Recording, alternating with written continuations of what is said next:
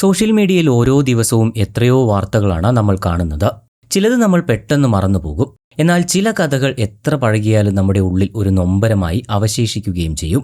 അത്തരത്തിലൊരു ഹൃദയസ്പർശിയായ സംഭവത്തെക്കുറിച്ചാണ് ഇന്ന് പറയാൻ പോകുന്നത്. ഒരുപക്ഷെ നിങ്ങളിൽ പലരും ഇത് കേട്ടിട്ടുണ്ടാകാം. എങ്കിലും മനുഷ്യനും മൃഗങ്ങളും തമ്മിലുള്ള ആത്മബന്ധത്തിന്റെ ആഴം എത്രത്തോളമാണെന്ന് വീണ്ടും വീണ്ടും നമ്മളെ ഓർമ്മിപ്പിക്കുന്ന ഈ സംഭവം എത്ര കേട്ടാലും മതിവരില്ല. പത്തനംതിട്ടയിലെ മല്ലപ്പള്ളി ബസ് സ്റ്റാൻഡിൽ മാസങ്ങളോളം തന്റെ യജമാനനെ തേടി അലഞ്ഞുതിരിഞ്ഞ ഒരു നായയുടെ കഥയാണിത്.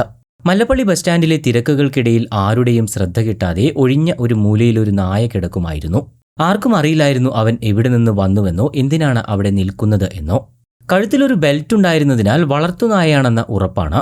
എന്നാൽ തെരുവുനായകളോടൊപ്പം ആ ബസ് സ്റ്റാൻഡിലും പരിസരത്തുമായാണ് അവന്റെ സഹവാസം. റോഡിലൂടെയും ബസ് സ്റ്റാൻഡിലൂടെയും അലഞ്ഞു തിരിയുന്ന അവനെ പലരും കണ്ടില്ലെന്ന് നടിച്ചു. മറ്റു ചിലർ അവനെ ഒരു ശല്യമായി കരുതി കല്ലെടുത്തെറിഞ്ഞു. എങ്കിലും അവൻ ആ ബസ് സ്റ്റാൻഡ് വിട്ടുപോയില്ല. ഓരോ ബസ് വരുമ്പോഴും അവൻ ആവേശത്തോടെ എഴുന്നേൽക്കും. പിന്നീട് തിരിച്ചുപോയി ഒരു മൂലയിൽ കിടക്കും.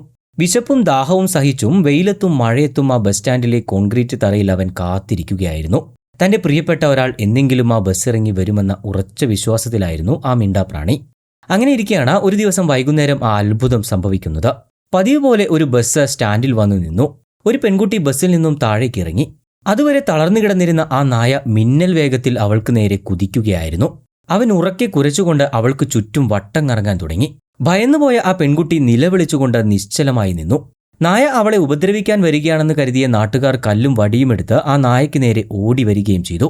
എല്ലാവരും വിചാരിച്ചത് ആ പെൺകുട്ടി അപകടത്തിലാണെന്നാണ്. എന്നാൽ ആ നിമിഷമാണ് എല്ലാവരെയും അത്ഭുതപ്പെടുത്തിക്കൊണ്ട് ആ സത്യം വെളിപ്പെട്ടത്. ആ പെൺകുട്ടി ഉറക്കെ വിളിച്ചു പറഞ്ഞു, "അവനെ തല്ലരുത് പ്ലീസ്, അവനെ എനിക്ക് അറിയാമെന്ന്." അതെ, അവൾ തിരിച്ചറിഞ്ഞു. അത് തന്റെ പ്രിയപ്പെട്ട ചാർലിയാണ്. 3 വർഷങ്ങൾക്ക് മുൻപ് തന്റെ വീട്ടിൽ ഓമനയായി വളർന്ന ആ പഴയ കുസൃതിക്കാരൻ. ആ കുടുംബത്തിലെ 2 കുട്ടികൾക്കും ചാർലി അവരുടെ ഒരു കൂടപ്പിറപ്പിനെ പോലെയായിരുന്നു. എന്നാൽ ഉപരിപഠനത്തിനായി കുട്ടികൾക്ക് നാടുവിടേണ്ടി വന്നപ്പോൾ ചാർലിയെ ആ വീട്ടിൽ നിന്നും മാറ്റിപ്പാർപ്പിക്കേണ്ടി വന്നു. കുട്ടികളുടെ പിതാവിന്റെ സുഹൃത്തിന്റെ വീട്ടിലേക്ക് ചാർലിയെ മാറ്റിയെങ്കിലും അവൻ അവിടെ നിൽക്കാൻ കഴിഞ്ഞില്ല. തന്റെ പ്രിയപ്പെട്ട കൂട്ടുകാരെ തേടി അവൻ ആ വീട് വിട്ടിറങ്ങുകയായിരുന്നു. കിലോമീറ്ററുകളോളം തെരുവിലൂടെ അലഞ്ഞു. എവിടെ ചെന്നാലാണ് അവരെ കാണാൻ കഴിയുക എന്ന ചോദ്യത്തിന് അവന്റെ പക്കൽ ഉത്തരമുണ്ടായിരുന്നില്ല. അങ്ങനെയാണ് ഒടുവിൽ ആ നായ മല്ലപ്പള്ളി ബസ് സ്റ്റാൻഡിൽ എത്തിപ്പെടുന്നത്.